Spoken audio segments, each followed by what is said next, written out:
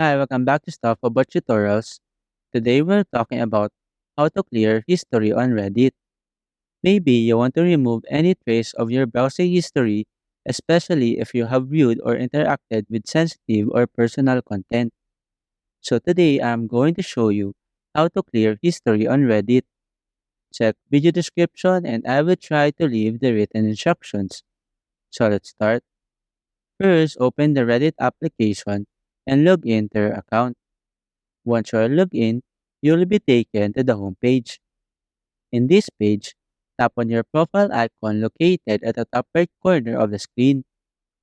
A panel will appear at the right side, and here, tap on this history option. In this page, you will see all the posts that you have previously viewed. Now, tap on this three dots icon at the top right corner of the screen. A menu will appear, and here, you can now see this clear history option. Since you wanted to clear your browsing history, simply tap on this option. After that, you now have successfully cleared your history on Reddit.